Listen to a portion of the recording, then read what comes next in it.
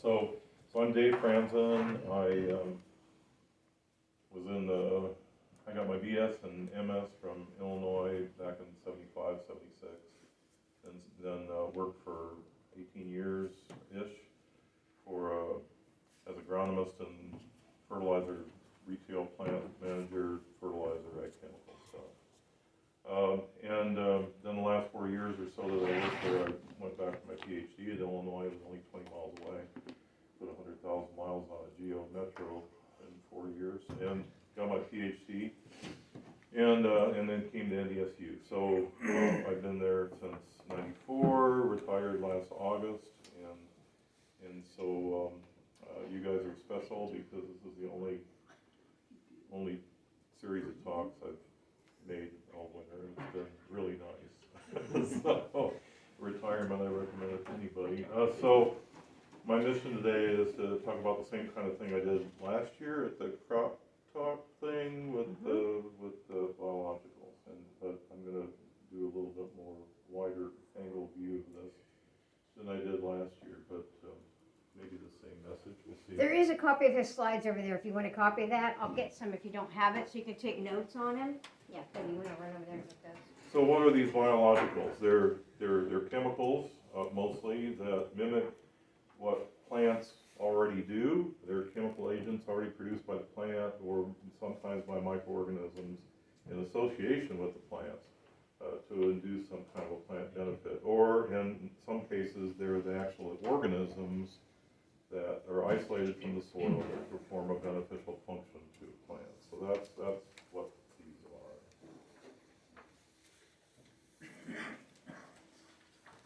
So one of the things to understand about any of these biological things in nature or applied is that there needs to be a receptiveness of the plant to their activity, and there's a feedback mechanism in the plant for these things. You know, these plants make these things, bacteria make these things, but they usually only make them when they need them, and when they don't need them anymore, they destroy them. They deconstruct them inside the plant, and so there's feedback. I need this, I make this.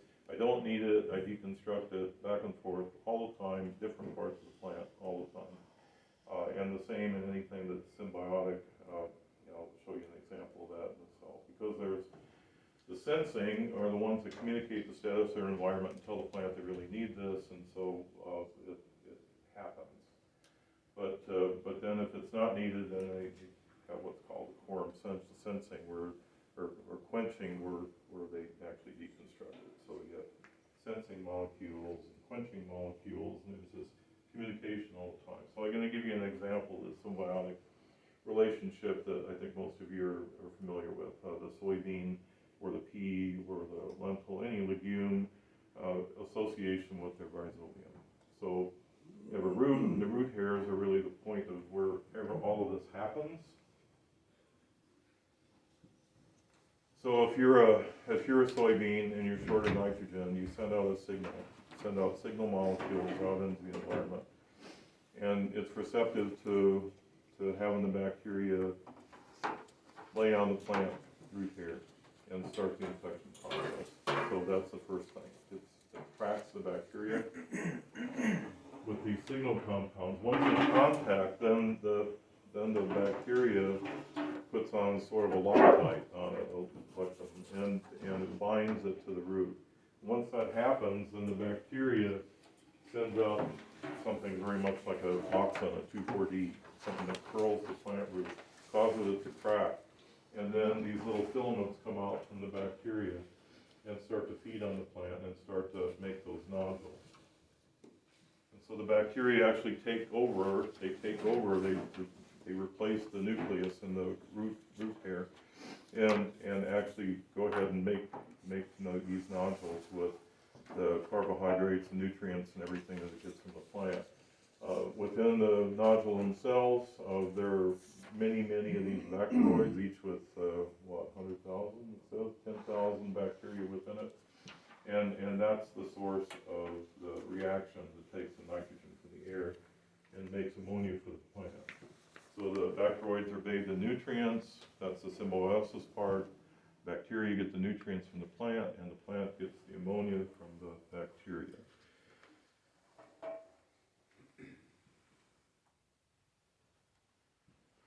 So again, this is a feedback thing, and you probably experienced this before, that maybe if you have a field or a part of the field that already has lots and lots of nitrogen for whatever reason, there are hardly any nodules on the plant at all, because the plant doesn't need it, doesn't send out signals. Even if it had the signals, it wouldn't support it, and so it has to be infected, and then once the nodules are there, the plant's not going to feed the nodules if it already has plenty, or if it's under a lot of stress. When it's under stress, it becomes very conservative. Kind of like farmers around here. When times are tough, you become conservative, and you don't do something. You don't spend so much.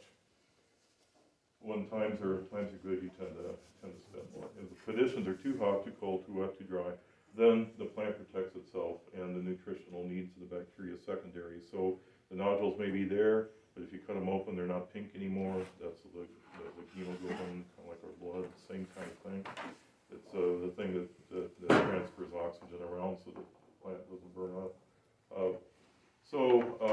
They just become dormant. Sometimes they slough off. In North Dakota, where you grow a lot of dry beans, they don't have a great relationship with nodules anyway. And when it's too cold, too hot, too wet, too dry, it just sloughs the nodules off. They just go away.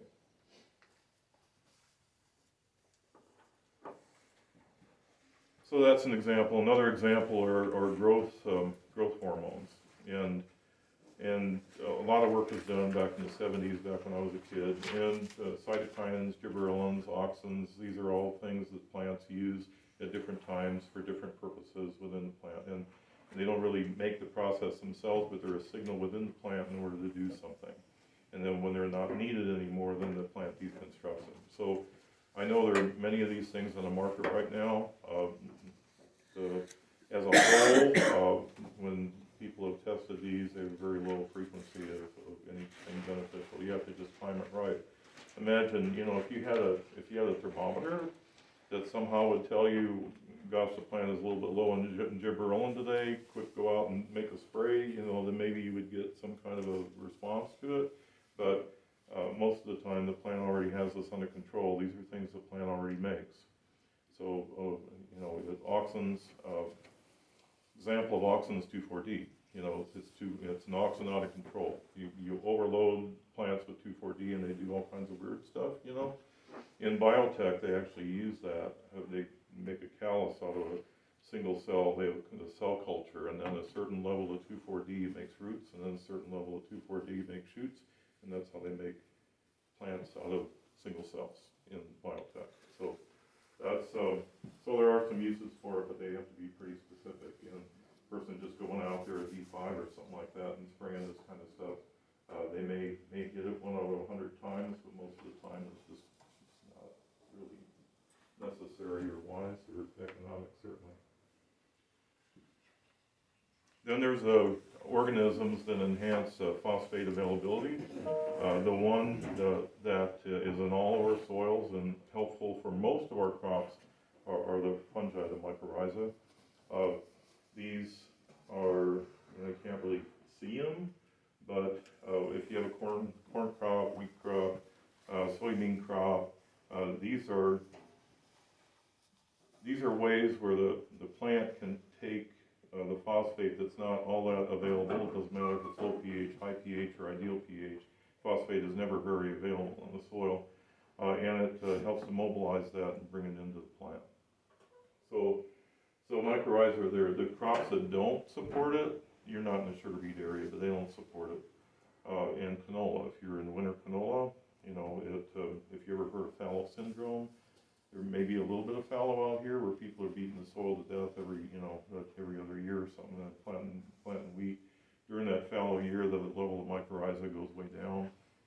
And then the next crop, if it's corn, sometimes it'll show a phosphate deficiency from this fallow syndrome. You get a fallow syndrome if you follow canola with corn. Any crop that has low, that doesn't really support the mycorrhiza, you can get fallow syndrome from that. But mycorrhiza are really, really important for that, and for zinc nutrition too. And then nitrogen. There are organisms in the soil that support an increased amount of nitrogen in the soil. one of the oldest commercial phosphate enhancers that I know of was developed out in Canada about 40-ish years ago.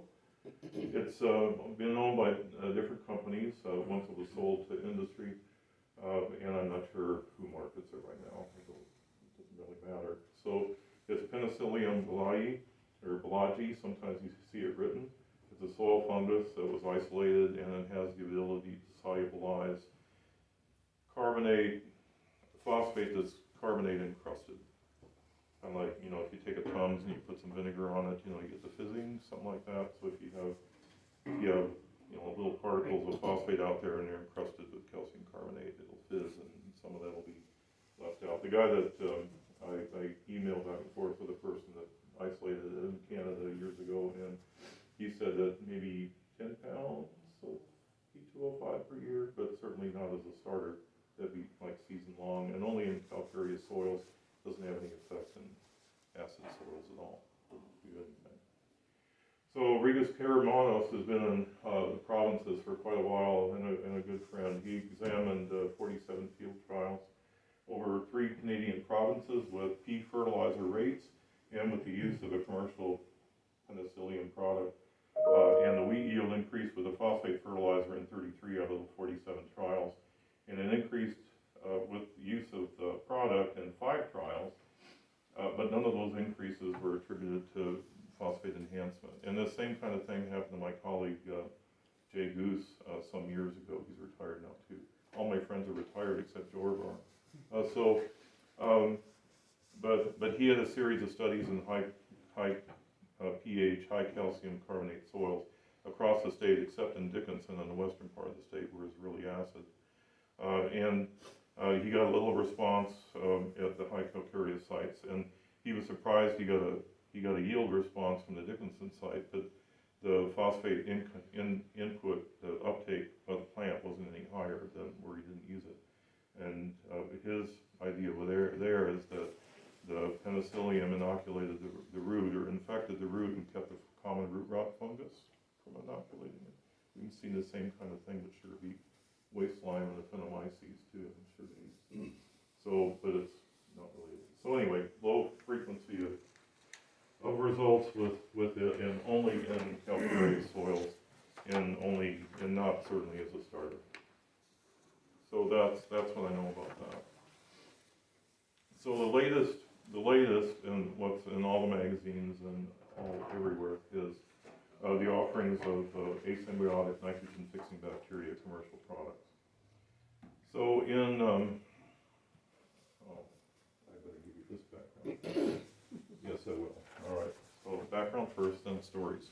All right. So asymbiotic bacteria, as you may have guessed, are bacteria that aren't directly associated with the plant. They're free living.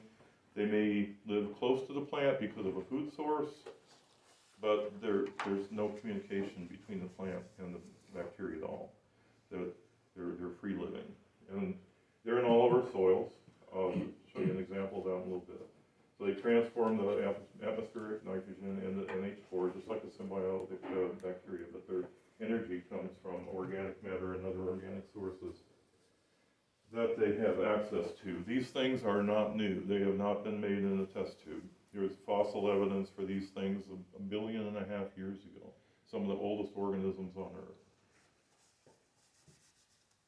And that's remarkable, I think, because symbiotic organisms that fix nitrogen, the record only goes back maybe 60 million years ago. So, I mean, these asymbiotic things have been around a long time. But that intricate communication system of reception or not receptive and all that, didn't develop until much later. It's a really expensive process to take the triple bond of N2 gas and make ammonia out of it. So, to give you an idea, to convert one molecule of N2 gas to one of NH3 requires 16 ATP. Adenosine triphosphate, remember your plant physiology. So in photosynthesis, the end product of that is adenosine triphosphate. It's not gasoline. It's adenosine triphosphate. And then when a plant needs to do something that requires energy, which is most everything in the plant, adenosine triphosphate is converted to adenosine diphosphate, and that reaction releases the energy it takes in order to make that process work. So that's the gasoline inside of a plant, is ATP. So it takes 16 of those. And for comparison, a peptide bond is another, it's defined by plant physiologists as a very energy intensive process, and it only takes 5 ATP. A peptide bond is where you're combining amino acids together to make proteins, that kind of thing. So that takes 5. To produce ammonia, it takes over 3 times that much. So it's really, really energy intensive.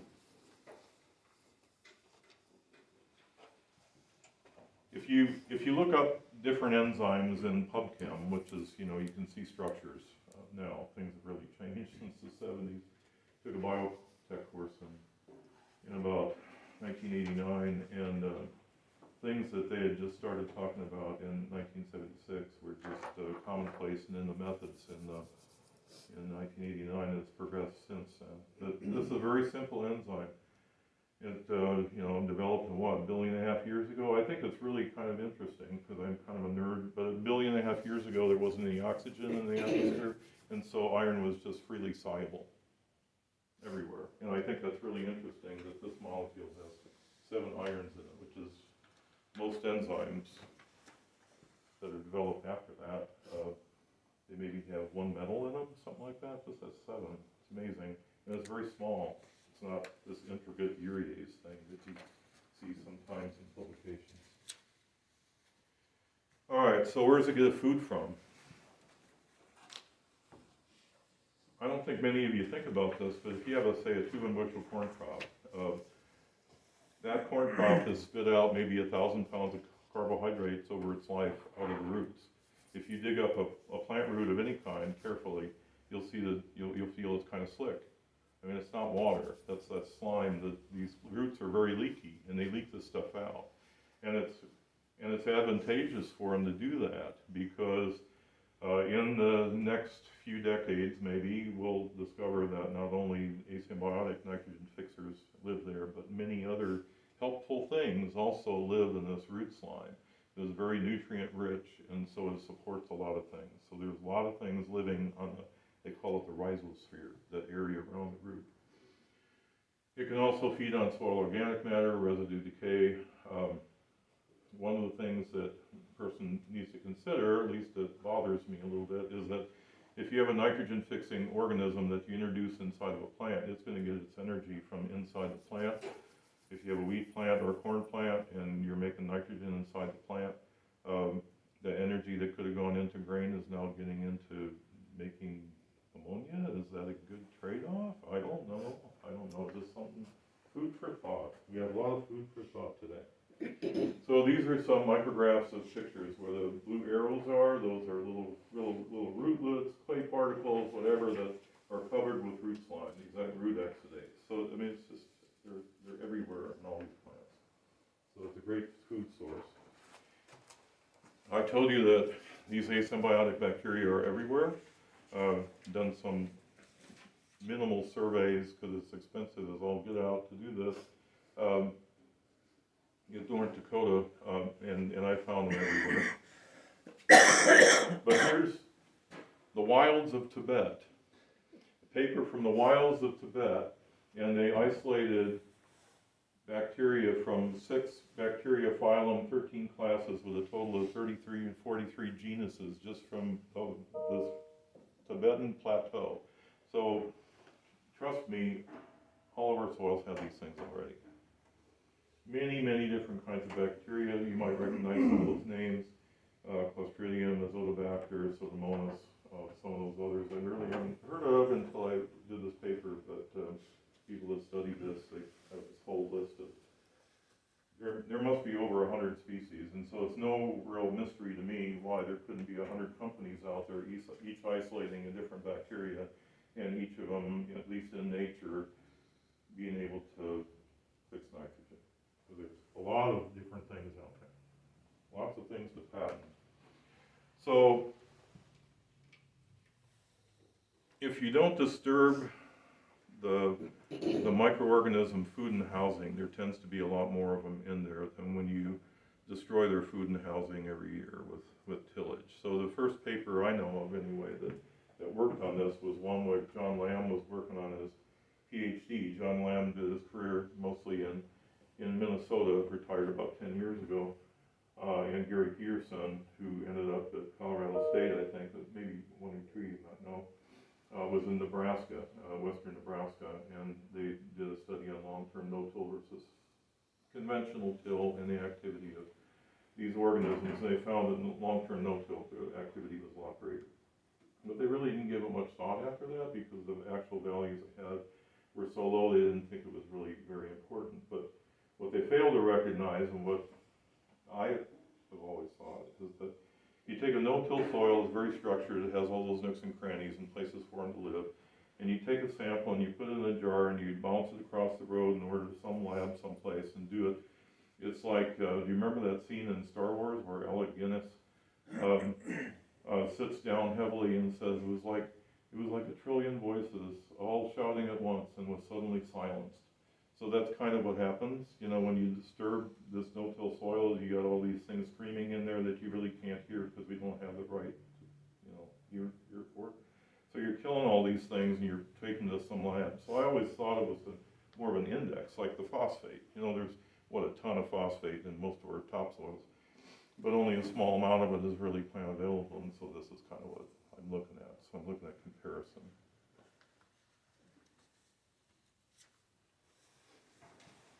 So, I mean, this is Dakota.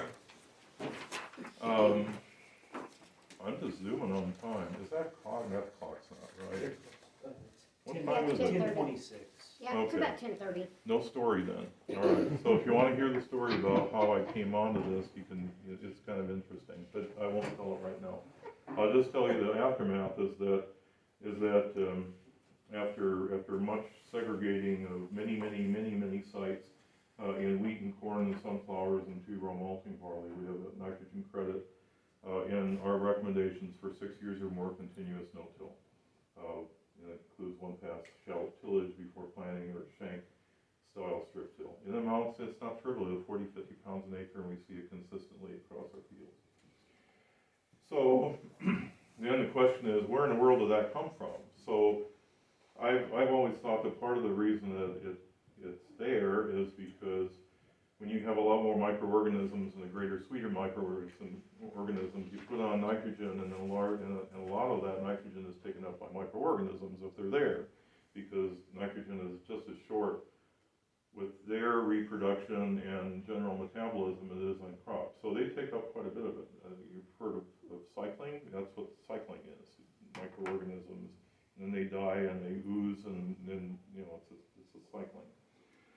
So I think that that's a lot of it, but I also think that a large part of the credit, based on some of the work we did, is maybe 25–33% of that credit is due to the greater activity of asymbiotic and fixers.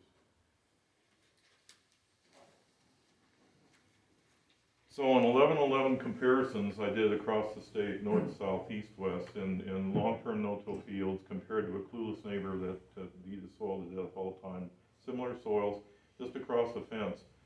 In all 11 of those comparisons, the activity of these microorganisms was a lot greater than the conventional till. So it's a thing. And so the next thing I wanted to know is, okay, so when is this expressed? When does the plant see this, and how does the environment affect it? So I selected 6 sites in the eastern part of the state, not only one in the valley, most of them were west of the valley. And then I looked at rainfall within 30 days over sampling. I started sampling these right after thaw, usually mid-April, sometimes late April, depending on what the weather was. And, you know, the winter was a thing up there. So, and then I went all the way to September, sampling every month. And so what I found is, if you looked at the mean total rainfall within 30 days of our sampling period, that the activity increased as the rainfall increased. Shouldn't be much of a surprise there. And then the temperature, we don't get nearly as hot as what you do, so the right side of that axis is only room temperature.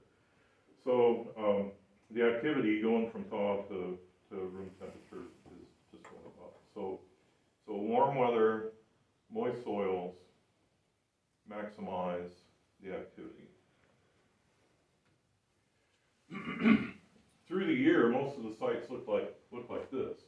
We had very low at the beginning, and then it peaked out around mid-June, early July, something like that. And then the soils tended to dry out, and the activity went way down. So that's where most of them look like, except for north of Fargo, about 20 miles or so, high clay soils. And a couple days before I was going to take the sample, they got 2 inches of rain, and those soils are so high in clay that only the movement down of water is only about 1/3 of an inch a day. That's how, and these are flat. It doesn't run off. They're pretty flat. So I waded out in the field in my bare feet and took the sample. And the area that I took the sample wasn't flooded, but it was certainly saturated. And you can see the dip that you have there. So if saturated soils, the activity just goes. It bounced back, so it probably just went dormant. But during saturated conditions, the activity is very low. All right, so what do we know about natural systems? We know that they're greater when you don't disturb their food and housing, and we know that moist soil and warm conditions favor it. We know that dry soil conditions, saturated soil conditions, cold soil temperatures inhibit their activity. I didn't show it, but there was one year that was pretty droughty. Excuse me. I kill these people online. All right, we had droughty conditions, and the shape of the curve was the same, but it was only 10% of the activity as it was in a relatively moist year. So drought really greatly decreases the activity. All right, so we come to commercial products. So in the fall of 2021, in the fall of 2021, Dorivar and I were on, and he's still on, a regional committee from the experiment stations called the North Central Regional Committee on Non-Conventional Additives and Amendments. And we always have our annual meeting the second day after the North Central Extension Industry Soil Fertility Conference in Des Moines in November. So in that time, there was all this chatter, and most of the chatter was about asymbiotic products. And we were kind of excited about it because it was, we knew that although some growers are really good about following our recommendations and not going, extra for insurance or God knows what, or just because they still do I won't say that. But anyway, they usually use more nitrogen than what they need. So maybe if they use this, they could back it off a little bit. And so we're kind of excited about it. So most of us were going to do some research the next year, and so I proposed, and they accepted, that we would do our research, not with a common protocol, just whatever they were going to do, and then we would pool our results at the next meeting or shortly afterward, and I would volunteer to write a publication with all that information in it, and so I did. So April 23, it came out. Most of the work was on corn, as you might expect, in the Central Corn Belt. There was a little bit on canola, a little bit on wheat, a little bit on sugar beets, but very few site years. So I don't really want to talk about it. You can certainly read it if you want to read the circular. So these are the 4 products that were tested during that study by all the universities. There were 10 involved. Envita by Azotic, Nutricia by Corteva. In 2021, Pivot Bio had their product Proven, and in 2022, Pivot Bio changed the formulation to include 2 organisms and called it Proven 40. So those are the 4 that were tested. So this is a summary, and you have the summary, and you have the summary in the publication too. So 10 states involved. Those are the results. And no means that there's no yield advantage of doing it, and yes means that there's a yield increase with at least one N rate in the experiment. And so, this is a summary of it. There were 54 total corn experiments. 52 showed no benefit to using any of those products. 2 had benefits with, oh, thank you. This will make it worse.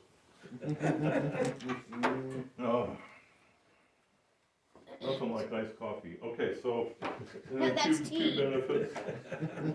It's really strong for tea. All right, there's nothing else in there? No. All right. Not that I remember. This could be an interesting talk if there was. So, and then there were 2 with benefits of N rates, and I calculated out the equation and everything. So the amount of about one study was 12 pound of N per acre benefit, and one was 20 pound per acre benefit. So it's a pretty low frequency of increases. So I'm not saying these products are bad or bad and throw mud. I'm not going to do that. But these products change every year. The formulation is different every year. I'm sure the Envita is different than it was 2 years ago, and I'm sure that Pivot Bio is, and anything else that was tested, I'm sure it's different. So, but these are things that I think you need to keep in mind when looking at all of this, because Dorivar and I were chatting on our way here. There must be 1,000 different products out there. It's impossible for us to test them all. But if there's 1, 2, 3, 4, 5 that maybe you're pretty interested and sound really good, I would strongly encourage you not to just do it, but to test the ideas with replicated trials on your farm. During that 2022 year, Laura Thompson, who was at University of Nebraska and led their on-farm research team and now is doing something clever with Corteva, she published a nice publication in that North Central meeting that you can access if you'd like. There's no fee or anything to look at it. There's just some examples, set up trials, apply, use it on the go, and then average a yield. You know where you put the product. You know where to extract the yield goal data, and so it's a really nice paper and gives some ideas on how to do irrigated or unirrigated and what to do. I'll give you kind of a quick example of that a little bit later on. So let's say you wanted to experiment with some kind of product that's maybe going to give you some nitrogen benefit. This is a nitrogen response curve from a corn yield trial that I had north of the South Dakota border, maybe 40 miles or something like that, near Milner, about southwest of Fargo, about 80 miles roughly. So it's a typical quadratic curve, 0 N rates, 50 pound N rates, all the way to 200. If you're going to put a fertilizer that's supposed to apply nitrogen, or some kind of product that's supposed to apply nitrogen, the question is, where on that curve would you put it? Would you put it at those high N rates? What if you put extra N on, or an N supplying product on at those high N rates? Would you be able to see a yield increase at all? No, you wouldn't, because it's flattened out, it's maxed out. What you'd want to do, and what my colleagues mostly did, is you would put it down here someplace, because that's the place, those are the places where you're going to see a nitrogen increase due to nitrogen, if you're going to see one. So I think that's really important to put in mind. So if you were going to construct a trial, and maybe your nitrogen rate is, say, 160 pounds for wheat or whatever, so you wouldn't put 160 pounds of N with and 160 pounds without, because if you chose the right N rate, you wouldn't see anything. So what you do is I'd go with 50% of what you normally would do in these strips. So I do 80 pounds with, 80 pounds without. And then if you're going to see something, you're way more likely to see something than if you did it at a higher N rate. So that's what you should be thinking about if you do this. These are things that you should never, ever do if you're going to try to determine what's good and what's bad. Compare field 1 to field 2. You might think in your head that they perform the same, but they don't. Each field has a personality all its own. And so maybe one year field 1's better, field 2 is better. You're not going to see this. It's not an experiment. It's just an observation. And the other one that I particularly hate is put it on one half of the field and not put it on the other. So if I went out in the middle of a field and I threw a stone over here on the left-hand side and then compared the yield on my stone side as compared to the other, that half the time the side that I threw with the stone would be higher yielding than the one over on the right-hand side. So, nearest analogy I can think of is before you go to Las Vegas or something, that you flip a coin, it comes up heads, and then you're going to expect heads every single time that you flip the coin. Doesn't sound reasonable, does it? And neither do these things. So don't do these. These are not experiments. A real trial would be replicated. Each one of those boxes are replication of with and without. And then they're also what's called randomized. This is a process that was worked out by Fisher after World War I when the English were trying to figure out how to feed their people without having to import everything from other places. And he worked out a statistical system, and it was really based on the replication and based on the randomization. There is such a thing in fields called stratified variability. So in a natural system, there's not stratified variability, but these fields have been farmed for what, 100, 120 years, something like that?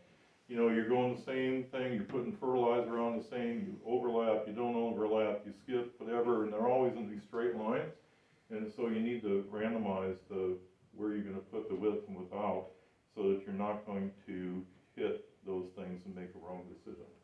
So blue with, gray without, blue with, gray without, gray with, gray without, something like that. It doesn't have to be really, you just have to be able to find GPS where to do it, and then GPS so you can extract the yield data. And I think most of you have the ability to do that. So I checked with Carlos Perez, who started a fledgling farm research network in Kansas before we hired him in North Dakota, and he said that you don't have, and I'm pretty sure you don't have, an on-farm research site here in the state. The best one I know of is from Nebraska. So if you just go to, and you'll have this information, if you go to Crop Watch Farmstat, this gives you the statistical program, and it's the easiest thing that you'll ever do. In Russell, Craig was the county agent there, and he's used that, and he said he got done with it, he input the data and got it out. He said, this is the most simple thing. And it is, it's extremely simple. I mean, a lot of these things, you have to ask your kindergartner to do it because they know how to do everything. With this, you could ask your grandmother to do this, and they would be able to do it. It's that simple. So, I don't want that. All right.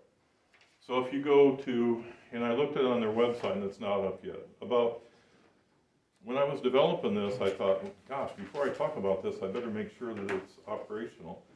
So I looked at their site and it had Farmstat, but it said page doesn't exist. And so I got a hold of the person that took over from Laura and asked him if they had it. And he said, well, he talked to some faculty members and they really don't use it, so he just took it down. And I said, well, you know, farmers are really going to want to use this because it's really, really easy. So he put it back up. So the stats itself is all up there. But right now, he hasn't linked to their YouTube yet for their tutorial. They have a really nice 10-minute tutorial on how to use this and show you how simple it is. So if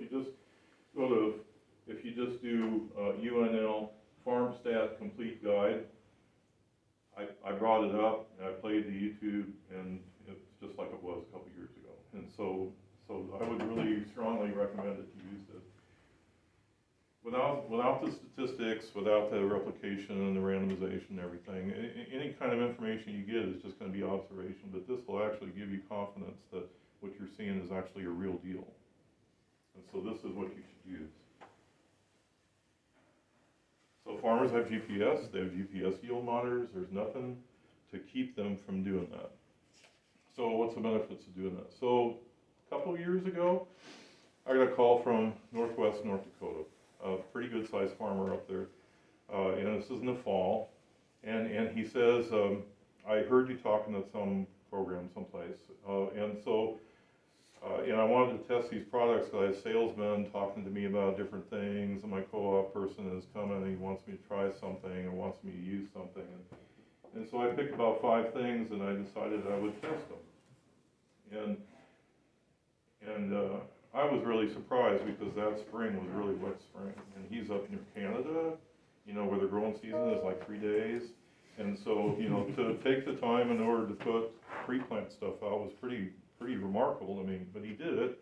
And there were a couple things that were post-applied, and that really wasn't a problem. And he had 5 things. So he had 5 fields, and he had multiple tests within each one. And he says, I got done, analyzed the data, and he says, I'm just so disappointed. You know, I said, why? He said, because none of the products that I tested were any better than what I was doing already. And I just started laughing. You know, he got a little ticked. He said, why are you laughing? And I said, do you have any idea how much money you save? He said, tens of thousands of dollars by not using these products. You know, and now you know. And now you know that you know, if you want to test something else. He says, well, I guess you're right. So he was right. And you'll be right if you test them too. But just don't go blindly into this thing. If something sounds really good, take a deep breath, decide you're going to wait a year and see what happens, test them. If it works, and if it doesn't, you'll know.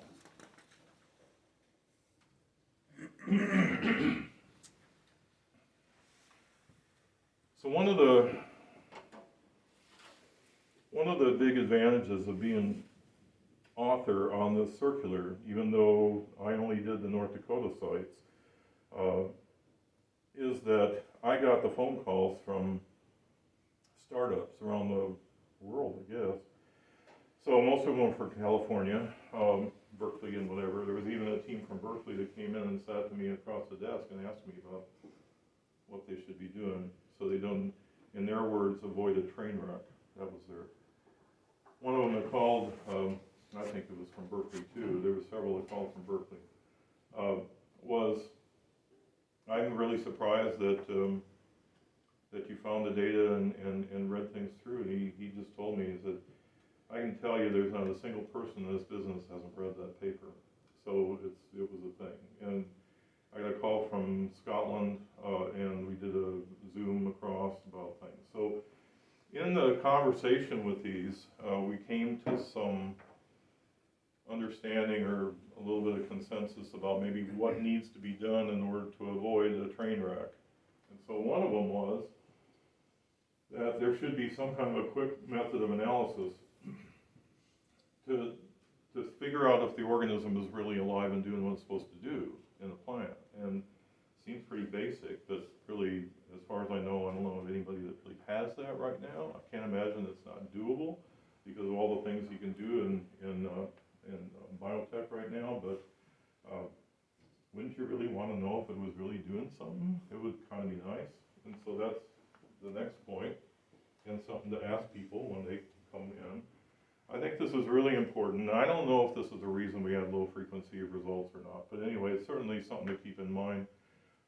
Not from by the time it got to the researcher site, but what happened between the manufacturer and the researcher, because I calibrated my refrigerator so I could accommodate both the products I was working in. So let me give you an example here.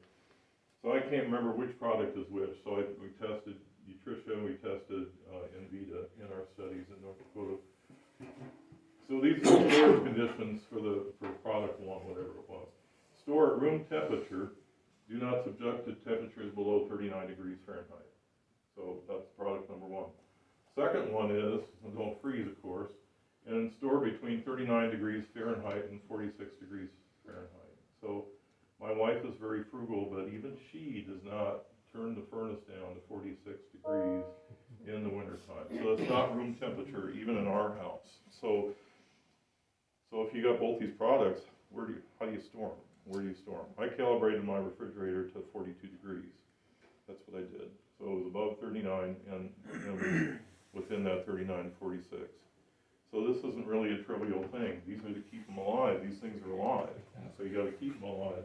And they each have different. So the person from Scotland was particularly interested in the postdoc, one of the postdocs that was on the call said, we know that when it gets to the end of the assembly line and goes in the box that the organisms are alive, but we don't have any idea what happens after that, and that was a true statement. So if you're international, you gotta go by air, you gotta ship. If you go by air, is the airline gonna accommodate the temperature? They're probably they're probably also shipping Countess Anne's Fifi dog or something like that with it too, and is it gonna be 42 degrees? Probably more like 70. And then the ship is even more of a problem because you have to keep the temperature controlled on the dock, and it goes in the ship, and then it goes in New York, and they get a strike, and it's there for 2 weeks, and then and then it has to go to the distributor. Do they have refrigeration or temperature control? Does your retailer have temperature control? If it goes to the farm, do you have temperature control? And if you go back and forth to the retailer every day, that's great. But if you think you're gonna go ahead and put on 1,000 acres one day and then it rains and it keeps you out of the field 2 days, what are you gonna do in those 2 days? You're just gonna keep it in the shed and kill them? I don't know, but I think this is a big deal. These, when you're shipping them around by rail, I wondered about this. Are there temperature controlled container cars? And then one day, driving through Fargo underneath an overpass, we have the main line going to Seattle through Fargo, and voila, there were 2 container cars that have refrigeration units on the top. So they do have that. It's probably expensive as anything to have them, but they do have that. So are people paying attention to the logistics of this? And that's another question to ask before you use, try, buy, whatever, these products.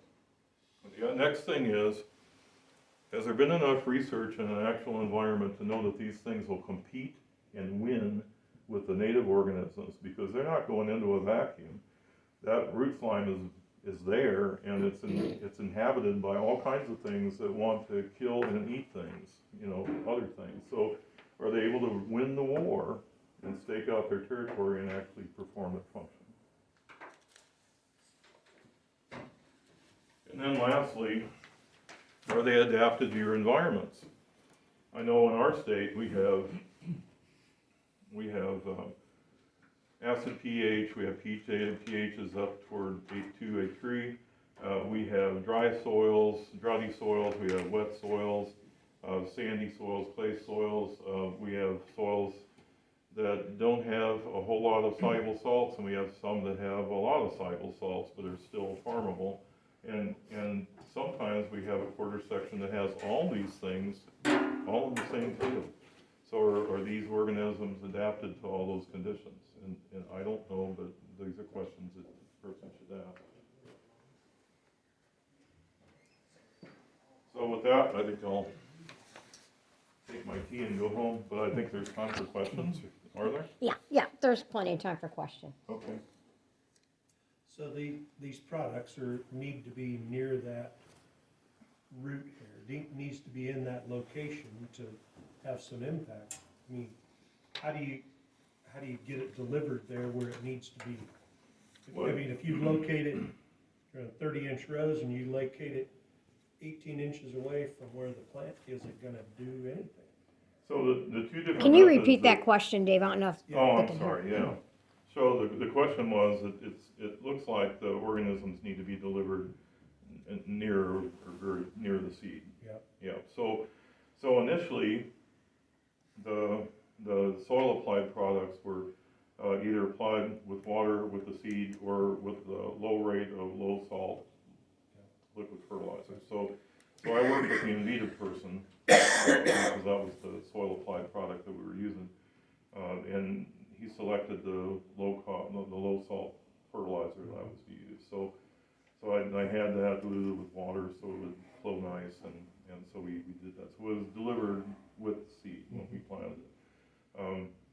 The Utrisha is a post-emergent product that's supposed to, I think, be taken in by the plant and actually supposed to work within the plant. Okay.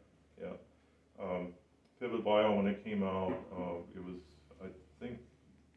I don't remember, I think it was also, use a low salt fertilizer. I mean, you wouldn't use a 10-3-4-0 base, you'd use the expensive white phosphorus based stuff. So, it was either using that or using water, and now they have the seed treatment, which was, I think in our chart, there's 2 sites in Illinois that they used the seed treatment, and they had no effect in 2022. But anyway, I think that's their main modus of delivery, is just making the seed treatment. I don't know how much work has been done on how much interaction there is with seed treatments that are already applied with the seeds that you're putting in the ground, because I know in wheat particularly, a lot of times personnel have their seed treated for certain diseases and maybe some insects or something like that. I have no idea about the interaction of that. I just don't know. So those are all questions, and another reason to test things before you try them. But that's how you do it. You wouldn't spray these things across the surface if you think they're going to be soil applied. I wouldn't, because the main source, a very readily available food source, is going to be the root slime. Again, there'll be some activity with the organic matter and the decomposed residues, but you need it close enough in the plant to do anything, and it's not symbiotic, so I would think it would need to be close. Yeah. Dave, just I always think about this. You show the soybean rhizobia, right? That's really the best we have in terms of nitrogen fixation. But even that is only providing 40 to 60% of that needs of that soybean. Right. Yeah. And so I always kind of, we do have a lot of challenges with this, of course, still. But even assuming that we do everything perfect and we can contribute some nitrogen, what is realistic to think? Because we're not going to get to soybean, right? And soybean, even soybean is still not fixing 100% of that nitrogen. Right. So we're thinking how many pounds of that nitrogen in soybean is coming from fixation. I don't know, if we think of, 250 pounds of nitrogen, maybe 150 pounds of nitrogen is being fixed by that soybean. So that's the highest we can get, right? Yeah, I think so. Whenever you have a symbiotic rhizobium bacteria, that's going to be the highest because it's directly in contact, and so if the plant really needs more, it feeds it more. It's just how it works, and it front loads it early in the season because your leaf end is what, 5% or something like that nitrogen early in the season, and later on when the source thing changes and the nutrients go to the seed, the plant just steals from the rest of the plant in order to fill the beans out. But yeah, so the asymbiotic, the contribution is going to be a lot lower than that.